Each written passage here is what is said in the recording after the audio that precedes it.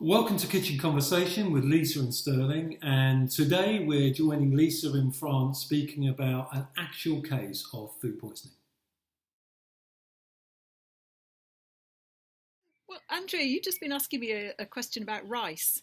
Yes, I got food poisoning when I went to Singapore, Yeah. and it was my very last meal before I flew back. So I had it at lunchtime, and by the time I got on the flight at 10 o'clock, I was sick all the way back to the UK. And I presumed it was because I'd had a nasi goreng, and I knew there was something wrong with it because it was sort of lukewarm and it had obviously been reheated. And I had always been led to believe that if you reheat rice, it gives you food poisoning. Okay, well, a lot of people think that, but actually it's not the reheating of the rice that actually causes the problem, it's the cooling down of the rice. So what actually happens is rice has got this,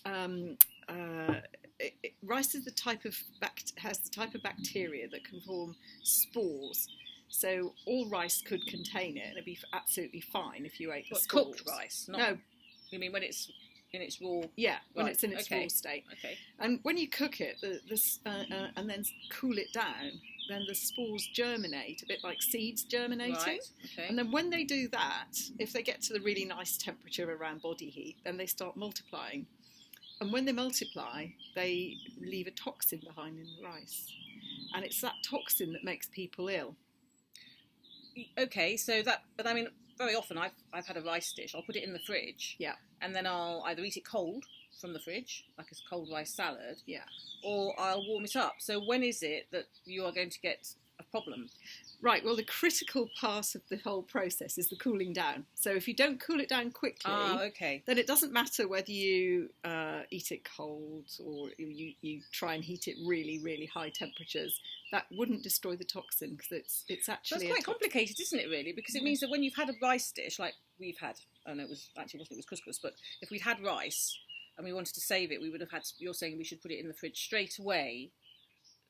You know, so it would be warm when you put it in the fridge. Well, that's a good point as well, because actually what you need to do is let it just stop steaming before it goes into the fridge. So the best way to do that is to spread it out. So it's a bigger surface area, or put it into small pots. Or if it's plain rice, then you can run it under the cold water tap, and then that will cool it down really quickly. Yeah, that's true.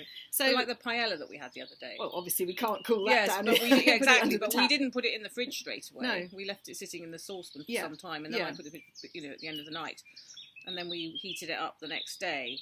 I mean, I think I can see why it's quite confusing for people, because that is actually confusing for me now, because I'm thinking, golly, all the times I probably didn't cool the rice quickly enough, but I haven't suffered from it. You know, I've eaten plenty of rice that's been reheated or, probably at room temperature. So does it mean you always, obviously you don't, it's something that doesn't always happen, but can happen. It can happen. And so one would avoid it. Yeah, that's typically what happens in a restaurant, for example, if they cause an outbreak of this particular type of food poisoning called Bacillus cereus. And it could be in any cereal product, so it's not just rice, it could be in couscous, for example. Or pasta. Right. I mean, there have been cases of pasta. Oh, really? Pasta's the same? Yeah. But pasta's not a natural thing like rice is. But it can contain this... Oh, that's interesting. It can there have been some really horrible cases where people have abused their pasta. I don't think I ever have any left in the pot to abuse. So Lisa, what are the key messages for Bacillus cereus and eating rice? The most important thing is to cool rice down as fast as possible and store it in the fridge. Get those two right and you'll be fine. Bacillus cereus is present as spores in rice and cereal products such as pasta. The spores survive cooking, but are not harmful at this stage. If you don't eat the food straight away after cooking, then it's likely that you will be cooling it to use at a later stage. During the cooling process, the spores germinate and bacteria can multiply if food doesn't cool quickly enough or isn't stored under refrigeration.